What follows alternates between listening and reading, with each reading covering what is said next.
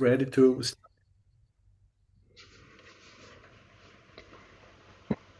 Okay, so that's us starting now, Sultan, if you would like to take over. Thank you. Welcome, everyone. I'm Zoltan Negi. I'm hosting this session, this webinar of the BIPS Education Committee. This whole series in the spring was about the special issue in JBPS on exploring multi-domain simulation workflows for sustainable cities and communities. And today is a special seminar or webinar, as we will hear from the guest editors of this special issue, Clarice Bleil de Souza, Lori McElroy, and Camilla Pezzica. Before we get there, just a few notes why we do this: to identify training needs for the community, and just put out the ideas that we have developed over the last couple of months. Everything that we do in this series and previous series is on YouTube, so you can go and rewatch. This webinar today is also recorded in case you miss it or in case you have to leave. You can go back and always rewatch it. And so it's preserved. There's one webinar that we had to reschedule from 2 weeks ago. So that's now rescheduled for next week, July 3rd. This is the last of the talks from this series, and so I'll hope to see you next week. There is a network where you can sign up. Here's a link, and if that's too quick, feel free to email one of us on the educational committee and we can get it to you. And of course, you can support us as well with a subscription, and you get all these goodies that are on the screen. And with that, I would like to invite Clarice to please share your screen and take over the show. Thank you.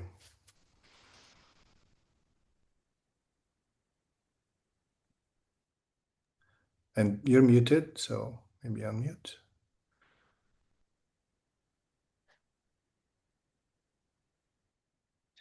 It's working now? Can you all see my screen?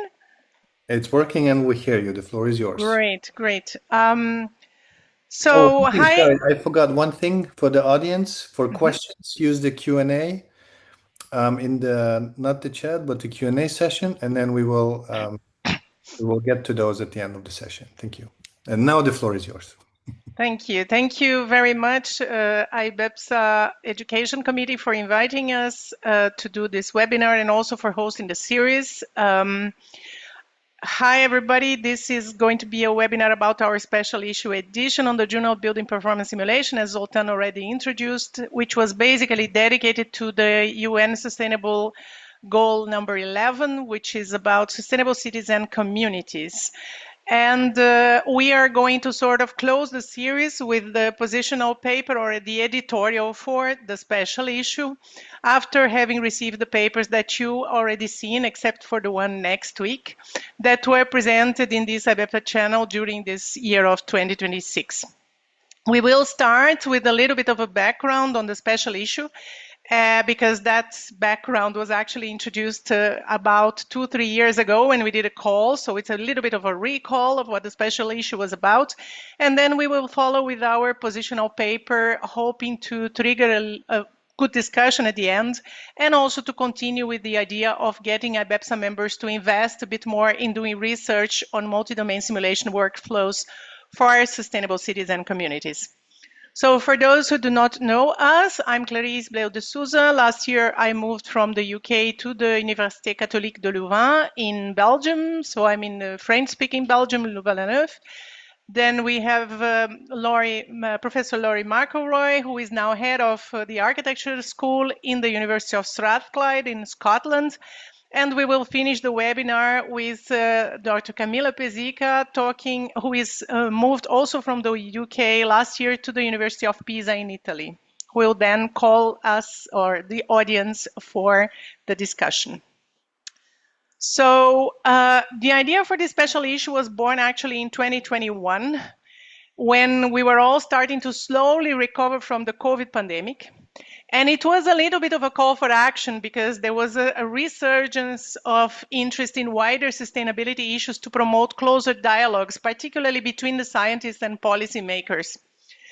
And the pandemic made to us all very clear that it was about time for us to rethink our cities and the way we live, and also that we had very powerful political tools to implement dramatic changes in very short time frames. We saw actually that our politicians had an immense power and they actually used it to put whole countries in lockdown, to decide about who was getting priority to be vaccinated, to decide if we could or not could see our loved ones, if we could go out of our houses, etc. And also to undertake many other actions that directly affected our lives as individuals and social beings. It was similar to perhaps being in a war situation in which we are told what to do and we are told what not to do. And at that time, there was also debates about how actions were to be informed by science. And after all, we were in a pandemic, we were depending a lot on science recommendations, and to what extent science recommendations did carry any weight in these political actions. In some countries, we saw more that happening than in others. But it was also good to make up time for scientists to get politically engaged. And we still do remember some of us being involved with different types of simulations to aid decision making, particularly when there was this major discussion about is COVID aerosol or not, and then the World Health Organization going back on some guidelines as a function of that. So we all agree that simulations are key in providing evidence-based guidance in producing healthy cities, neighborhoods, and buildings, as they show how design and policy solutions can work together at different levels.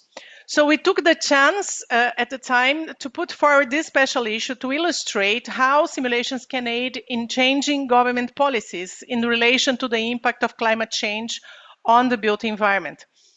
We thought a lot has been achieved in little time and the pandemic happened. So why not to use the same energy and motivation that we had at the time to address the grand challenges?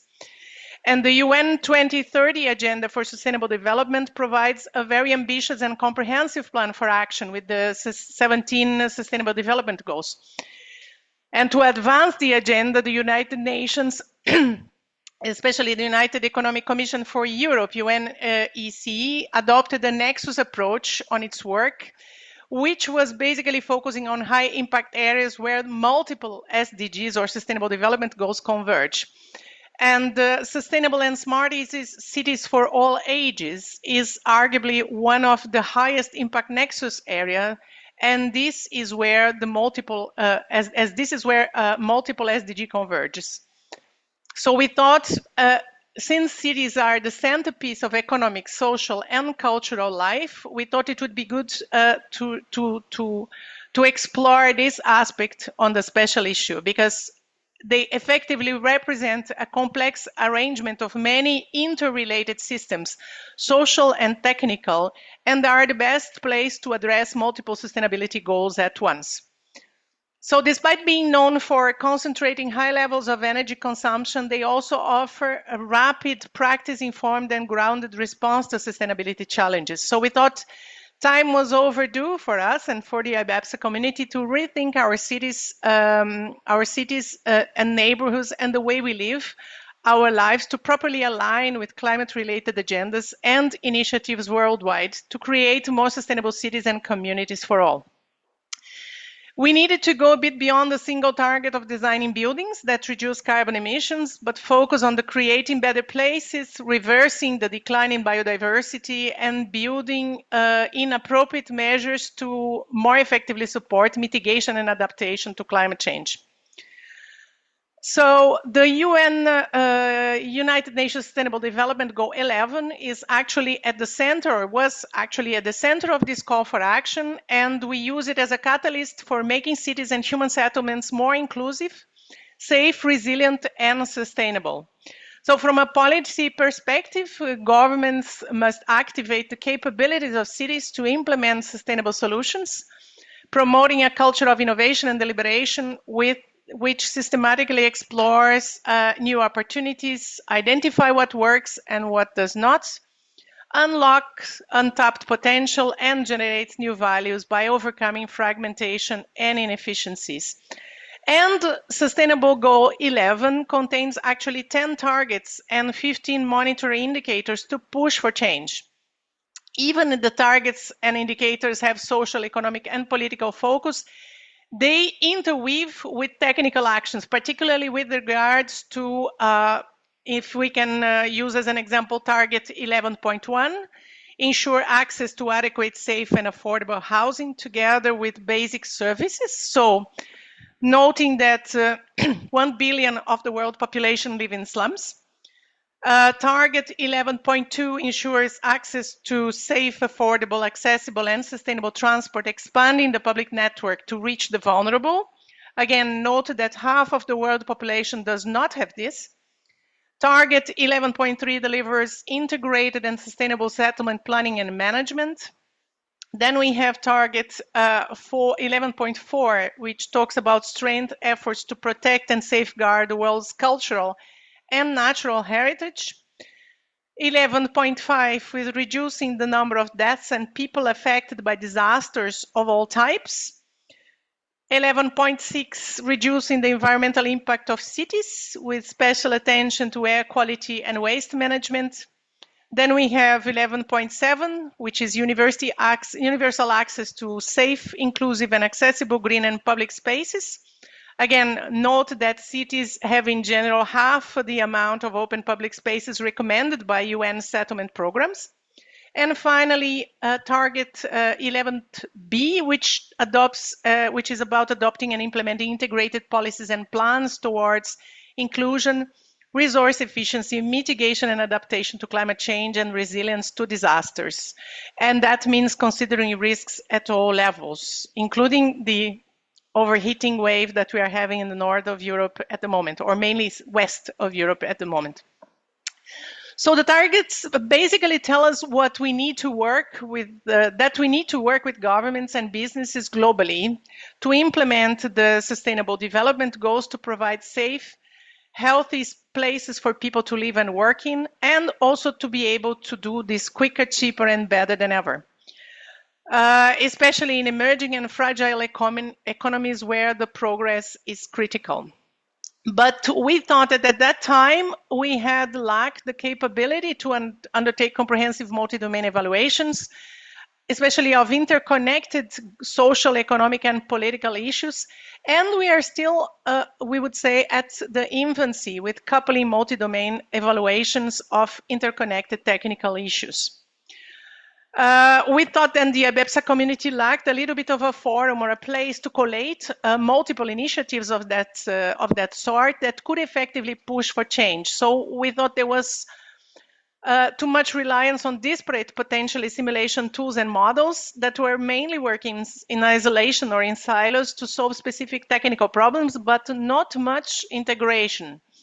And we saw that models and tools were pretty much disconnected from the complex reality of designing neighborhoods, districts, and cities, which involves also developing solutions that not only cater for energy transition, but also consider requirements related to accessibility, green and blue infrastructures, outdoor-indoor air pollution, mitigation of flooding, and other types of disaster. And we thought, on the other hand, our colleagues in practice, they still need to deal with the collage of KPIs and manage all this heavy loaded information and make sense of loads of information to produce solutions to deal with each part of this complexity. And then the consequences, normally when we have like a lot of complexity which is fragmented and we ask people or one or two individuals to integrate somehow, is that we create buildings, neighborhoods, and cities that are pretty much an assemblage of disjointed technical solutions, which are resource intensive and expensive, and contribute to accentuate inequalities and negative environmental impacts. So we thought that as a community, we needed to put ourselves a little bit in the shoes of those who must deliver against internationally agreed targets and grand challenges. But for that, we need to actually understand the challenges they face and how this translates to our domain. So that means what design parameters are shared between the different knowledge domains, and also can we develop models and workflows which use these parameters to address multi-domain targets. So we conceived then this special issue as a kind of a call for us to abandon the habit or the idea of working in silos and to focus on the pressing needs to develop tools and workflows that actually support our colleagues in practice to produce integrated solutions with a reasonable timescale. And I think we are good at developing tools which produce robust evidence. And it's now time a little bit to focus on integrating this knowledge for the greater good. And the UN Sustainable Development Targets can be seen a little bit as an urgent call for the IBEPS community to work together, or even if we want, an urgent call for action by all countries in global partnership to provide a shared blueprint for peace and prosperity for the people and the planet now and into the future, to quote the words of the United Nations.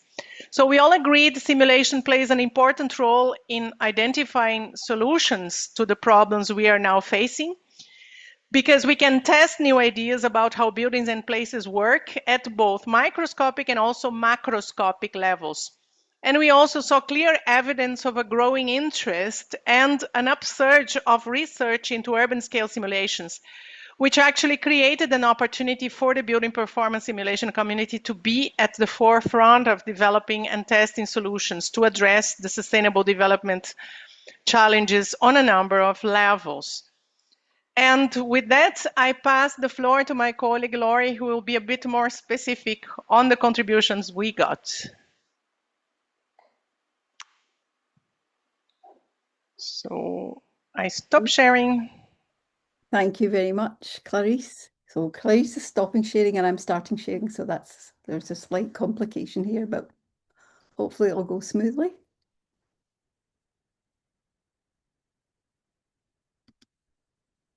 First I have to share my screen.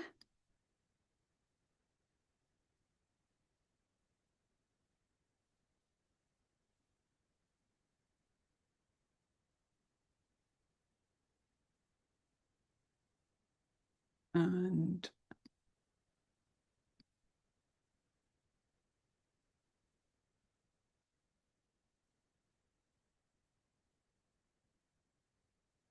okay, I think, does that work? I cannot see your screen now. All right, okay, hold on. Yeah. Can you see it now? You can see it now? Now I can see it, thank you. Okay, perfect.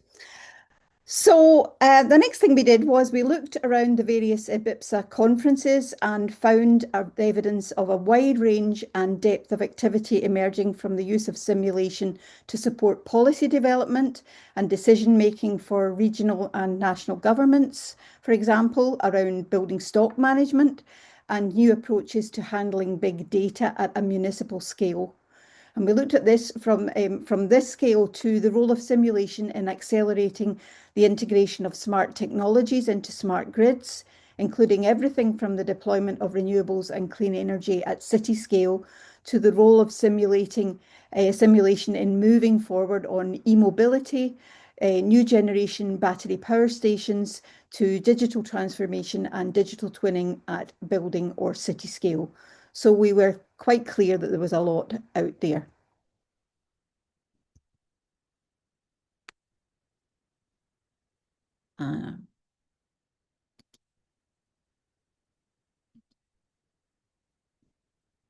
Sorry, my slides didn't want to move on there for a minute. We also saw examples of creating urban data streams, linking factors such as geographical information systems, city GML, and census data to building energy demand profiles to predict current and future potential future conditions. But there was very little evidence we found, for instance, of alignment with parallel leading edge work undertaken in schools of urban design and planning. And for instance, fields such as urban morphology, which address the detailed analysis of physical form, street pattern, plots and urban grain using cartographic sources, provide rich layers of data telling the story about the evolution of our cities whilst enabling us to analyse future planning scenarios. And there was also a missed opportunity to explore their potential to enrich research in environmental urban simulation, as the work of simulation experts could enhance the understanding of the form and structure of cities, creating a positive synergy between these disciplines. For instance, integrating several types of simulation tools to understand climate adaptation, assessing historical responses to climate resilience, identifying points in time when we deviated from working with climate to designing without considering its impacts, up to evaluating future urban developments by assessing layers of form to better understand how physical design features affect environmental performance and human behaviours. On the other hand, we saw motivations emerging in areas such as urban planning, in merging the conceptualization of spatial form in urban ecology with that in urban design for a more powerful exploration of attributes that build resilience in urban systems, as in the work of Marcus and Colding. We also looked at exploring how urban morphology, climate science, and energy systems must integrate to address sustainability and optimize urban environmental interactions effectively, as in the work of Ratty, Redan, and Steemers way back in 2003. We also looked at discussions on the value of integrating landscape ecology and urban morphology in order to provide evidence to enhance biodiversity and strengthen urban ecosystems, as indicated in the work of Marcus, Berghauser, Pont, and Bartel in 2019. We also saw motivations from architectural design emerging, bringing together daylighting and wayfinding simulations as two human-centric performance areas in a continuous dialogue to enhance evidence-based architectural design. And this was an area that quite excited us in terms of bringing together the humanistic aspects of all of this with the simulated technical aspects.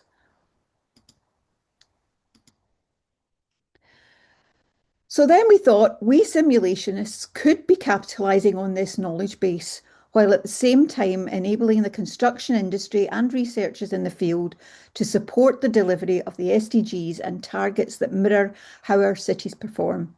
And that this could be done through evidence-based data with a view to creating people-smart, sustainable cities that foster sustainability and livability in an integrated manner.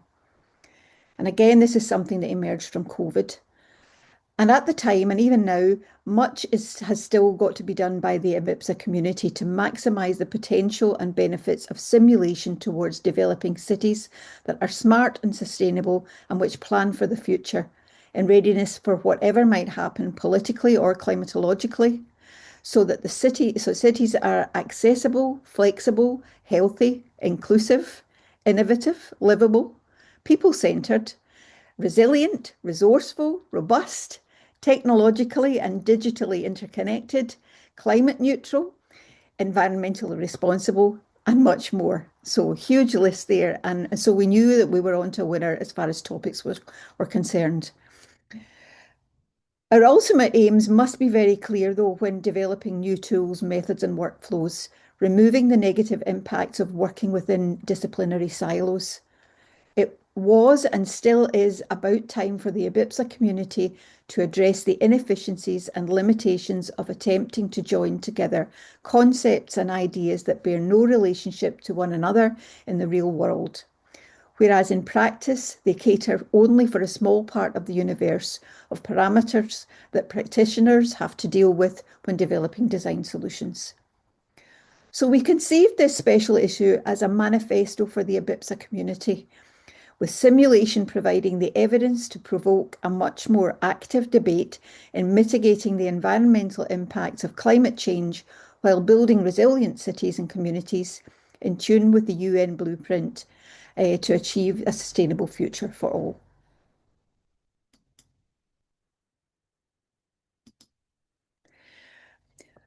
So the special issue therefore showcases examples in which simulation workflows integrating models from different domains or disciplines are used to evidence-base used to evidence-based solving conflicts and/or reconciling design solutions towards achieving UN SDG 11. It exposes the hidden potential of the building performance simulation community to demonstrate that buildings transcend their boundaries and perform roles within neighbourhoods and communities that go beyond their primary functions and scale. Originally, our proposed themes focused on the use of multi-domain simulation models to evidence-based design decisions geared towards achieving disaster preparedness and post-disaster relief, integrated public spaces, sustainable and low-carbon neighbourhoods, sustainable and integrated land use, and integrated sustainable transport. And while not all these themes were covered in an equal manner in the special issue, this thematic spectrum has attracted a rich variety of research aimed at producing diverse types of evidence, particularly in the context of reconciling disparate knowledge domains across diverse spatial scales. So contributions varied according to their scale-specific focus and units of analysis, more specifically microscale models, neighbourhood scale models, and city scale models. And by examining various scales, by examining these various scales, simulations can provide nuanced insights into the intricate interplay between social, economic, and environmental parameters within urban environments, therefore enabling targeted interventions. Developing simulations at multiple scales also contributes to capturing the complex interactions between the various components of urban systems at higher and lower levels, fostering the development of integrated urban design and planning strategies. What facilitates the identification of trade-offs and synergies between distinct types of interventions, guiding decision makers in developing strategies that maximize overall positive outcomes. And this approach shifts the focus away from single solutions and fosters the scalability and transferability of design and policy-orientated strategies by facilitating the extraction of insights from one scale to inform interventions at others through simulations.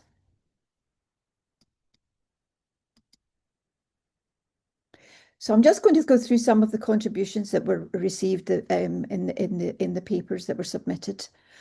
So at the micro scale, Zishan and his team delve into the intricacies of designing integrated public spaces, offering a novel approach to parameterizing urban vegetation, particularly street trees, which significantly impact on urban microclimates and community well-being.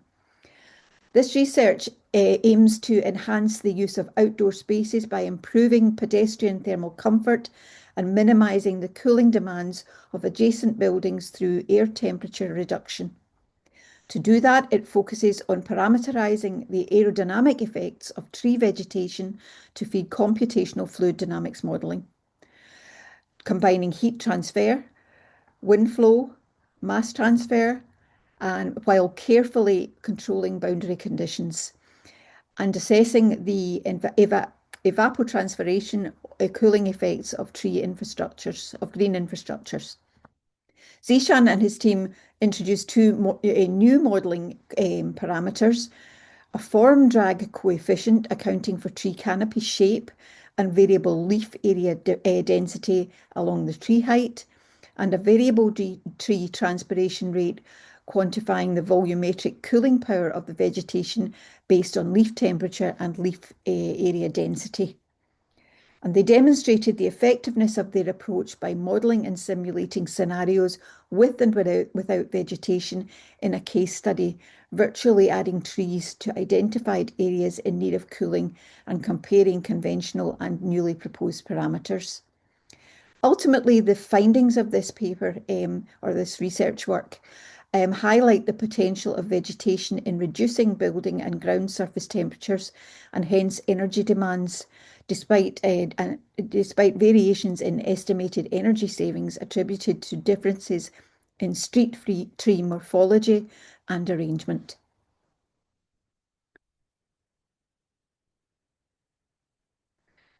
Moving on to something at a larger scale, there was a paper at neighbourhood scale from 3 groups of authors, exploring the nuances of sustainable low-carbon neighbourhoods, emphasising the critical role of buildings, heat sinks, charging hubs, and digital twins in urban sustainability initiatives. Gascon Alvarez and his team propose a multi-domain parametric design framework to assess the integrated passive design strategies that dissipate excess heat and mitigate urban heat island effects. The framework assesses the performance of low-cost passive heat dissipation systems as urban heat sinks, considering how these interact with urban form, affecting building energy simulation and embodied CO2 calculations. They couple the parameterization of building massing, structural design, and foundation sizing with urban heat sink evaluation to assess ground dissipation of shallow geothermal foundations and sky dissipation of roof integrated night sky cooling systems, considering urban microclimate to identify synergies and trade-offs between urban geometry factors and urban heat sink availability. And their framework gauges positive feedback loops as higher rejection of heat from buildings to the urban heat sink decreases our heat island effect building cooling load, opening clear avenues for decision makers to investigate the impact of neighbourhood scale developments.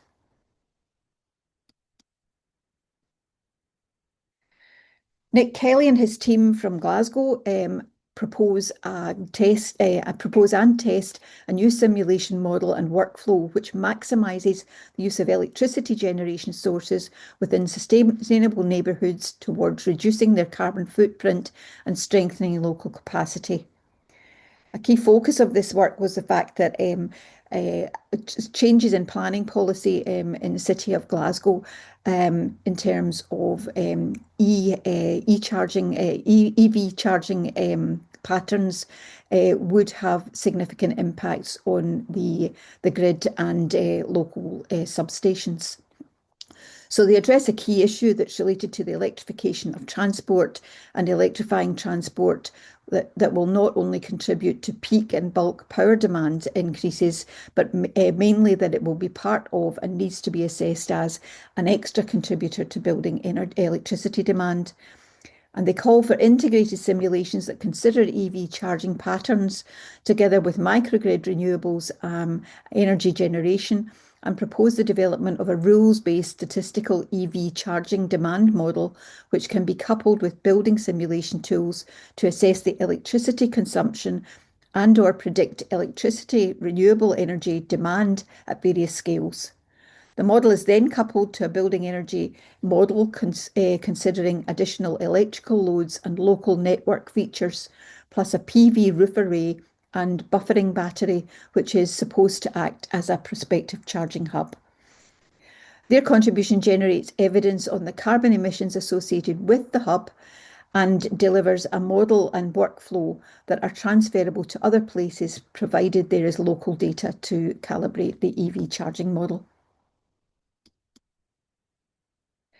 Gonzalez Cáceres and his team propose a decision support system in the form of a digital twin to aid decision makers through denser but healthier neighbourhoods by maximising indoor-outdoor relationships in urban settlements.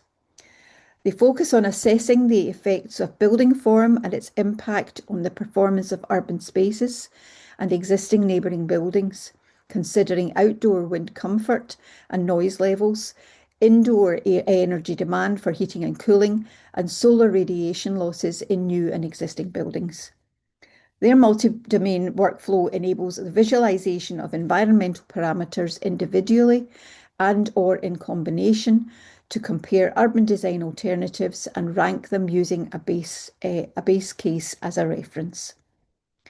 The proposal provides a practical tool to assess the complex interactions and effects of urban form factors by coupling different knowledge domains in a single environment, facilitating collaboration and integrated decision-making.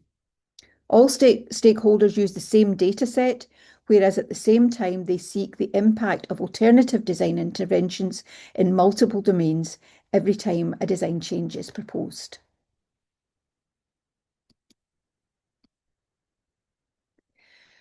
Dealing with data is paramount in the development of multi-domain simulations that bridge smaller with higher spatial scales to accurately capture the intricate dynamics of urban systems and guide evidence-based decision-making processes.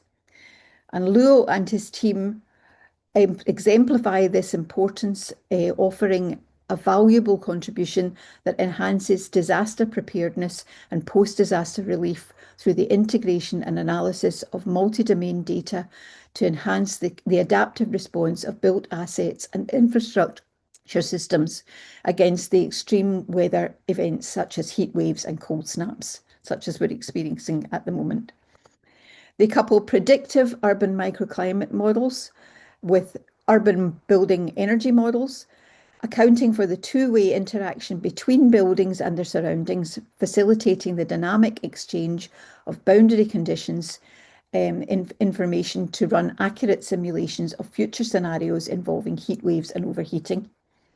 Since this coupling presents challenges related to knowledge domains and data requirements, they propose and test a flexible tool independent of data schema, enabling seamless information exchange between the urban model and the urban building energy model and the urban microclimate model, which fosters integrated analysis across various spatial scales and temporal resolutions. The data schema enhances the realism of the simulations and enables the generation of robust evidence by computing the contribution of wasted heat from buildings to their surroundings and the resulting effects on ambient temperatures, cooling loads, and associated emissions. Finally, at a larger scale, two groups of authors develop city-scale models which delve into the complexities of a sustainable and integrated land use planning, encompassing considerations of form, microclimate, spatial navigation, and broader economic and policy frameworks. Strachwielarski and his team assess the effects of urban form in two knowledge domains to understand how it affects the use of outdoor spaces in terms of wayfinding and spatial accessibility while mitigating adverse climate effects.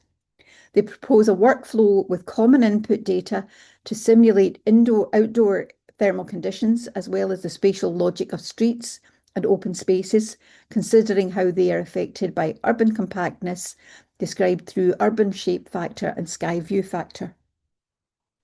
The outdoor microclimate simulation comprehends mainly wind speed and direction, temperatures and relative humidity, whereas the configurational properties of urban spaces are expressed in terms of normalized angular choice and normalized angular integration for the road network graph and connectivity and visual integration for two-dimensional spaces. Their work focuses on improving outdoor thermal conditions in ancient cities by reducing incident solar radiation and temperatures while favouring natural ventilation in alleys and courtyards. The shape factor and sky view factor are then considered regarding how they will adversely affect space, navigation, and social connections by repressing the creation of larger open spaces for gathering and potentially separating different ethnic groups through the creation of a microsystem of segregated routes, while at the same time creating cities with unique identities and adaptive thermal comfort conditions.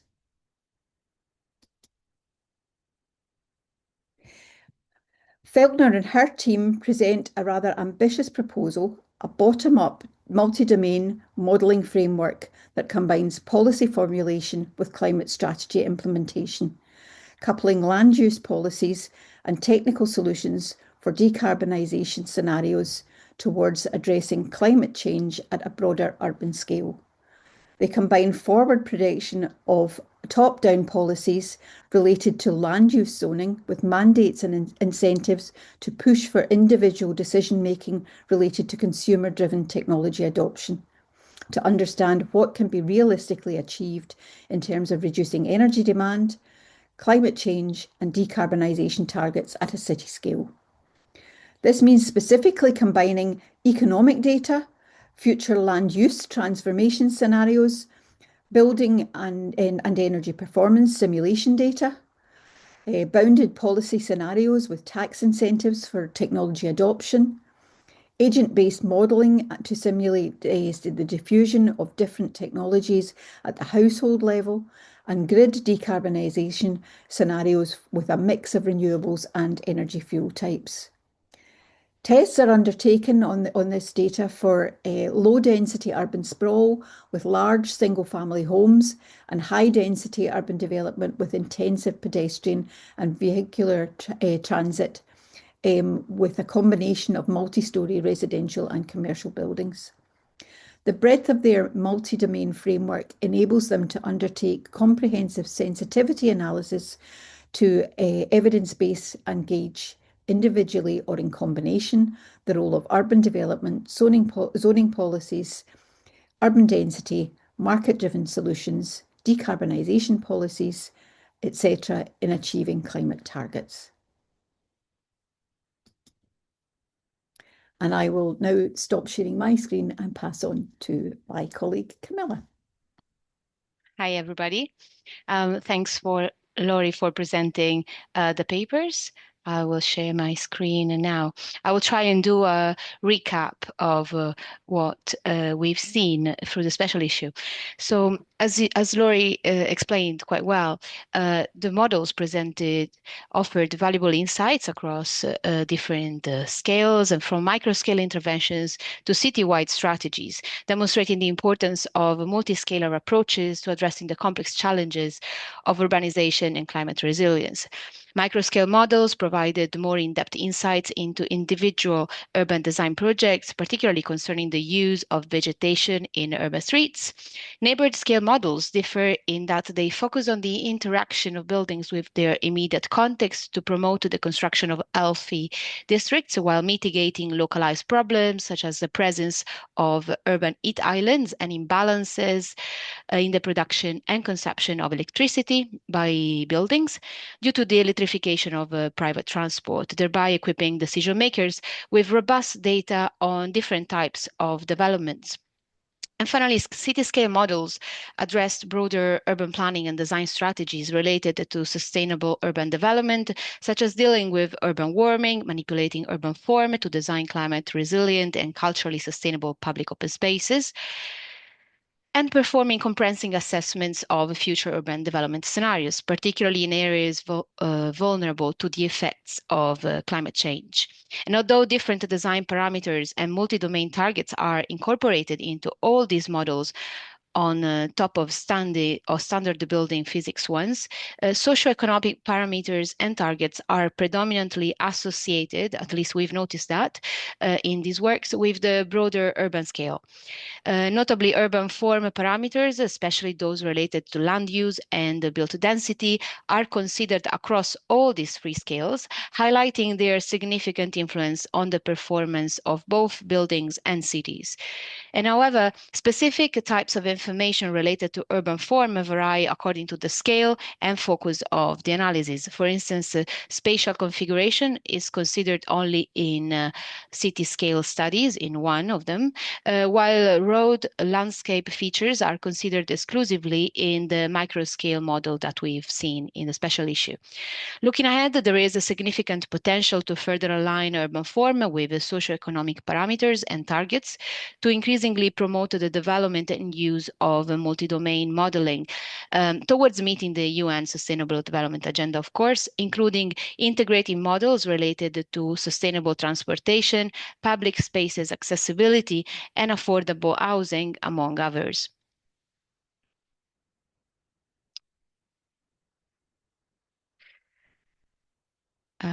response to the special issues showed that the IBEPSA community has the capacity to engage with and address different targets within UN SDG 11.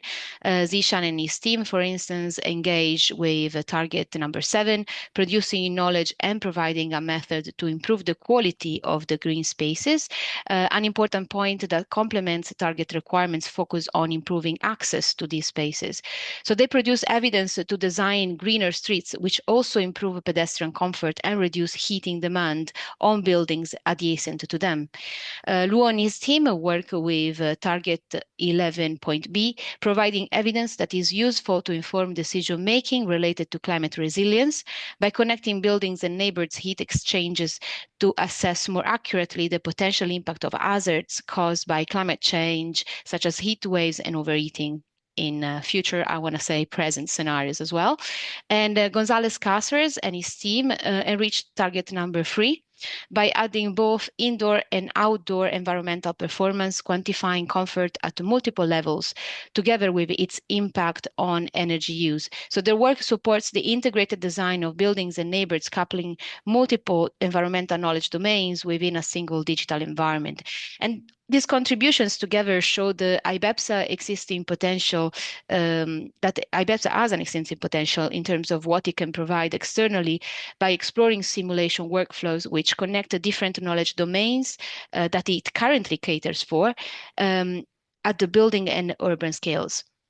And additionally, they provide evidence to quantify at which quality some of these UN SDGs targets are achieved. Responses also show the community is capable of connecting multiple SDGs targets to each other. So Gascon Alvarez and his team, for instance, showcase an example in which buildings transcend their boundaries and perform within neighborhoods and communities beyond their primary functions and scale, examining passive building features and components interaction with urban form, reducing urban heat island effects. These explore synergies between structural engineering, building physics, and urban boundary layer models, coupling target number 3 with target number 11.b, showing that integrated and sustainable building plus settlement planning and management can provide mitigation and adaptation to climate change. Stracolursi and his team, on the other hand, shows how environmental simulations can be aligned with urban morphology studies to understand how these two knowledge domains can work together towards enhancing livability. And at the same time, this research also shows the role of vernacular urban features in enabling the adaptation of historic cities to adverse thermal conditions and climate-related stress. So they connect UN SDG 11 targets 3 and 7, showing that integrated and sustainable settlement planning and management can provide universal access to safe, inclusive, and accessible public spaces. Adding to this also target number 4, which focuses on protecting and safeguarding the world's cultural heritage. And this was the only one contribution that explored urban form, street patterns, and grid configuration and urban grain to understand what spatial qualities and features make cities and their open spaces not only feel comfortable, but also alive. So to what extent can these qualities be quantified? How can simulations cater for them so we can build places that are environmentally, but also socially, culturally sustainable, rather than sterile, repetitive, and deprived of character and sense of place? The IBEPSA community could capitalize more on this type of discussions, we think, reaching schools of urban design and planning and offering models and simulation workflows that generate evidence but also are at the same time open to be adapted to cater for qualitative and intangible design aspects and parameters. We could also see the community can work beyond the scope of UN SDG 11, connecting these goal with other goals to produce evidence that drives real change. And if we take an example, Kelly and his team, they address the consequences of promoting green transition for transport in neighborhoods' electrical infrastructure, particularly looking at the impact of using electricity to charge electric vehicles in relation to rooftop PV generation. And this work opens the door for IBEPSA to explore more in depth the integration between UN SDG 7, which is affordable and clean energy, with UN SDG 11, the one that we explored today, showing that transport and housing energy transition policies need to be coordinated at a deeper level when the electricity grid, including the renewable energy resources, are to feed both. And it also exposes a lack of work in the IBEPSA community now around integrated sustainable transport, calling for buildings, urban and transport simulation models to be put together for evidence-based actions related to the green transition.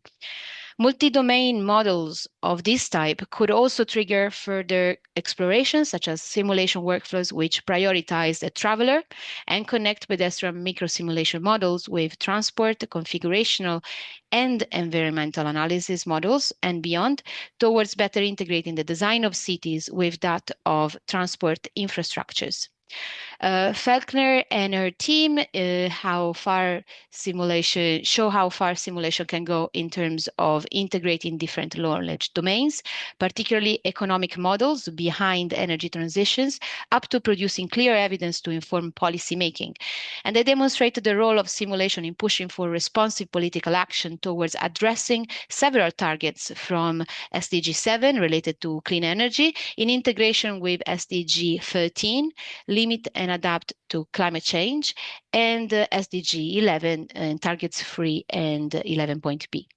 They also highlight multi-domain simulation workflows sit before software development, as workflows actually relate primarily to decision-making, showing policy strategies, mandates, and incentives need testing and can be informed by evidence from different types of simulations through iterative and comprehensive feedback loops to assess their impact in society and on the environment. And these feedback cycles are not one size fits all technocratic optimization of multi-criteria approaches. They are instead a comprehensive outcome-driven decision-making process in which simulations contribute to develop scenario trajectories for the implementation of policy mandates and incentives, with the respective uptake by the market and end users, aiding the evaluation of the complex interactions among different parts of society and the result in sustainability and decarbonization. The team shows that time for action is short and that the market alone, without the support of strong decarbonization policies, is not enough to promote solutions that mitigate climate change. Contributions such as these so clearly show that the IBEPSA community is able to provide value to decision makers, and that a closer dialogue between scientists and policymakers is therefore urgent. Our special issue calls for the community to put this dialogue at the forefront of its agenda if it really wants to contribute to building a better future. Policymakers, practitioners, planners, economists, city community, or even infrastructure operators do not necessarily know what can be achieved with simulations, meaning it is our duty to show them pathways to test the impact of their proposals on society and the environment. And as we learned in 2020, powerful political tools can be put in place to implement a dramatic change in short timeframes. Time now is overdue for the IBEPSA community to rethink its mission and adopt a more sustained, proactive, approach to addressing the UN SDGs. The global challenges we face demand an integrated effort to provide robust evidence and engage in policy advocacy. And it is imperative that IBEPSA aligns its expertise with the UN blueprint to achieve a sustainable future for all, providing useful information and clear pathways to influence and support policymakers in taking immediate, decisive action. The moment to act is now, and our collective future depends on it. And here we close with a call for action coming from children at the United for Climate Global Movement March in Cologne, Germany in 2019, so that we question what planet we are about to leave behind for them. And we thank you very much for your participation and invite you for questions and comments, keeping the provocation still alive, hopefully, in the IBEPSA community. Thank you for your patience. Very nice. Thank you, all of your presenters. We have 5 minutes left, and if you have questions, please put them in the Q&A. I don't see any right now, but I do have a lot of questions. We'll run out of time before we run out of my questions. So I'll start, and I will just address it to all of you, and whoever wants to answer, feel free to jump in. So the first thing, of course, since you started the special issue, you said, COVID times, so 2020, 2021, that's 5 years, 5, 6 years down the road. A lot of these papers happen, these thoughts happen. So when you look back of what you thought would happen and then what happened, was there something surprising in that this process in terms of it went exactly like you planned, or it didn't, but it was better? What are your thoughts on how things went?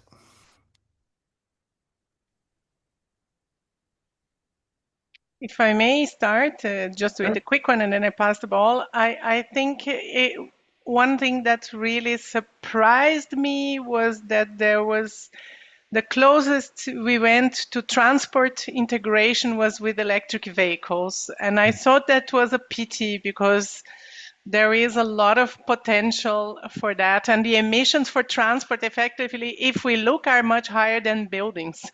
So I thought that was a bit of a pity. But then on the other hand, I thought there were very interesting contributions in terms of democratizing the access to energy trades by simulating buildings as also energy providers for electric vehicles. There were also surprising connections between economic and political scenarios and how that affect what we want to do and want to achieve. And the interesting contradictions in terms of how we plan cities and consider sky view factors and shaped factors in terms of how they adversely affect space, navigation, and also social connections. So that was, I think, kind of surprise. Lori? Just to add to that, I think it's interesting that when I know the paper on the EV charging, and it's been around for a while, and it's a paper that Nick Kelly wrote and has had difficulty getting published, which I think kind of suggests that um, th this is an area that needs to move on.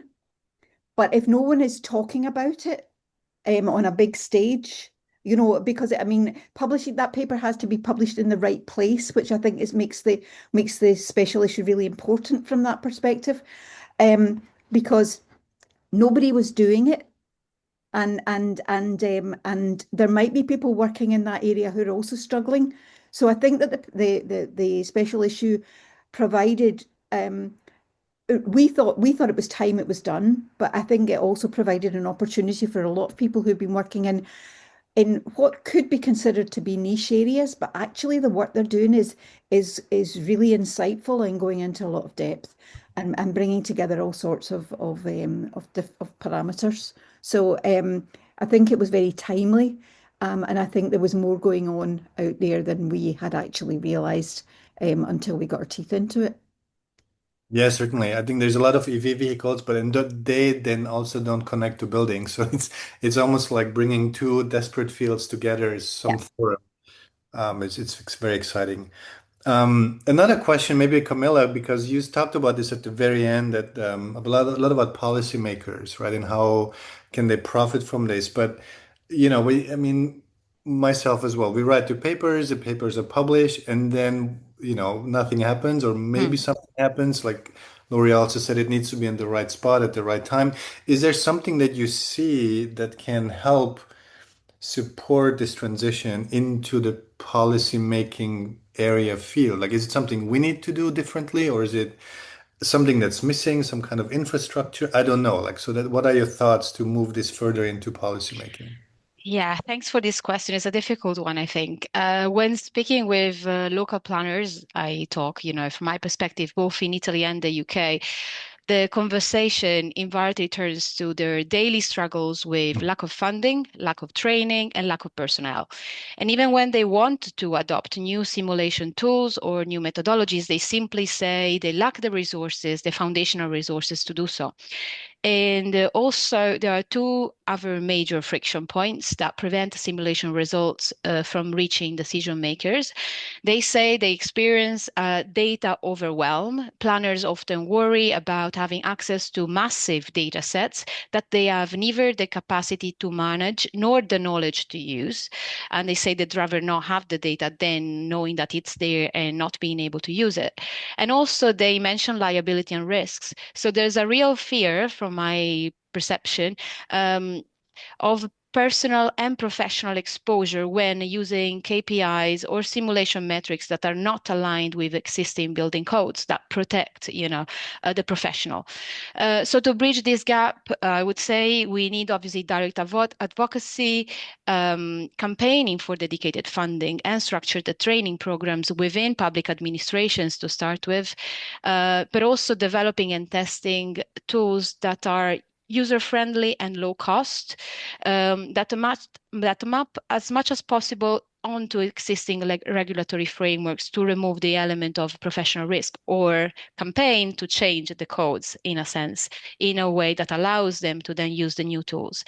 And I want to say the data is another issue. So creating intuitive data management infrastructure and also results visualization platforms may also help.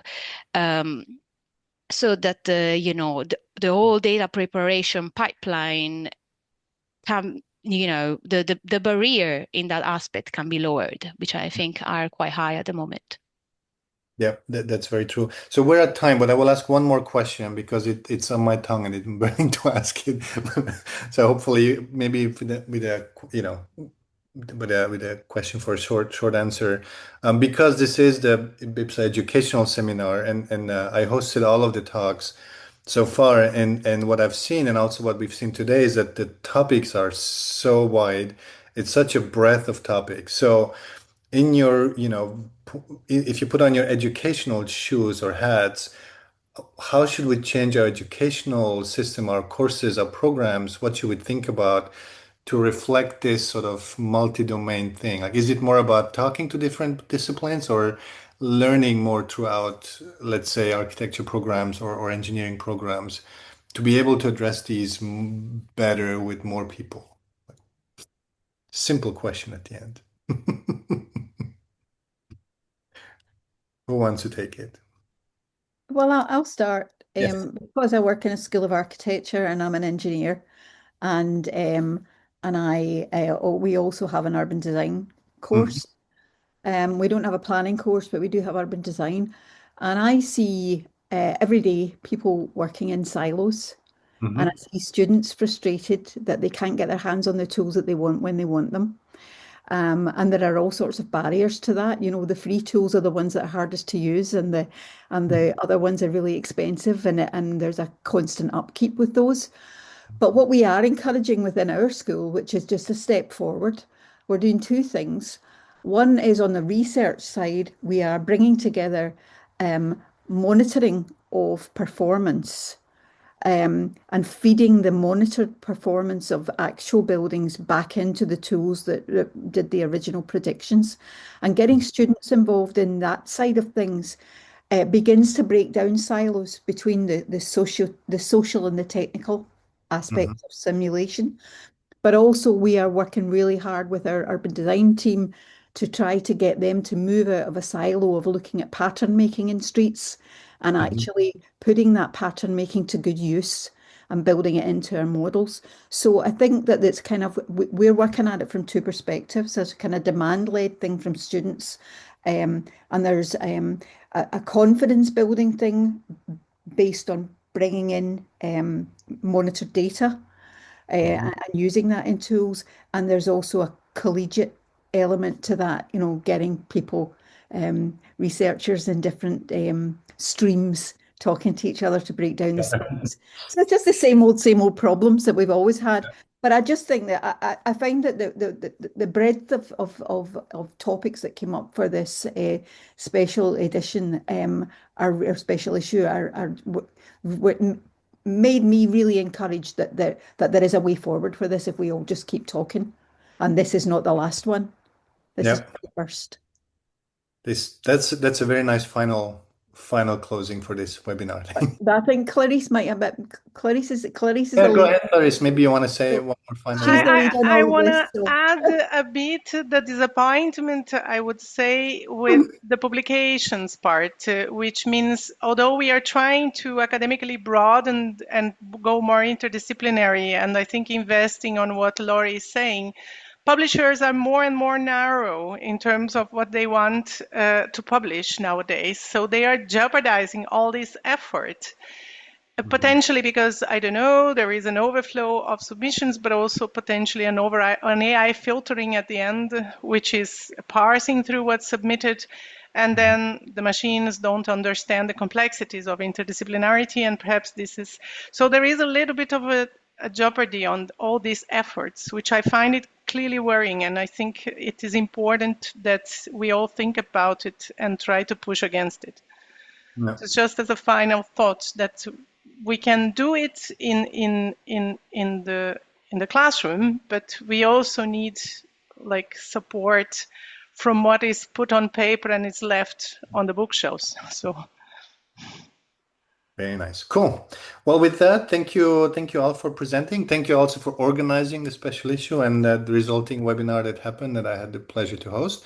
And this concludes this webinar. And next week there is one more final talk of this, and then we're done. Happy summer, everyone. Thank you. Thank you. Bye-bye.